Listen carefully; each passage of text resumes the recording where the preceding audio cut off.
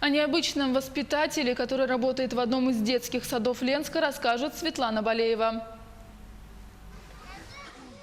Самый необычный воспитатель Ленского района работает в детском саду «Сказка». Сергей Кириллов – единственный педагог-мужчина. Приехал в Ленск из Алекнинского района села Мачи 5 лет назад. С тех пор воспитывает ленских ребятишек. Пришел устраиваться на работу сюда, в детский сад «Сказка». Здесь радушно меня приняли. Осипова Татьяна Алексеевна, это у нас сейчас уже не работает директором. И мне здесь понравилось, коллектив хороший, приняли хорошо, радушно. И остался так.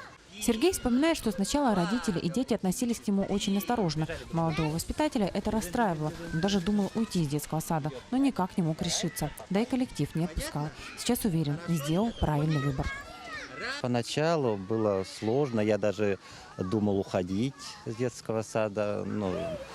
Всем было непривычно, родителям, и взгляды какие-то такие интересные построить. Но подходя к заведующей, когда она мне говорила, она сказала, что это твое, действительно, родители тебя уважают, дети любят, детям нравится, почему бы нет. Я решил для себя, что я останусь все-таки в детском саду. Сегодня Сергей воспитывает ребятишек логопедической группы. Эти детки особенные, и к ним нужен свой подход. Сергей успевает уделить внимание каждому. Играет в различные игры, поет и танцует. Вместе со своими ребятишками участвует во всех конкурсах. Коллеги не просто довольны его работой, считают Сергея одним из лучших воспитателей. Мы очень даже рады, что нам посчастливилось иметь такого педагога. Это очень активный, доброжелательный воспитатель. К нему дети очень тянутся.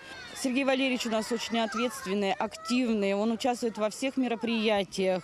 Он даже на каких-то утренниках он может сыграть 2 роли сразу. Никогда не повышает голос, не ругает ребенка при других, а только хвалит. Оттого и результаты высокие, считают коллеги Сергея. А сам молодой человек уверен, что возиться с дошколятами не только могут, но и должны именно мужчины. Светлана Балеева, Виталий Андреев, Ленск.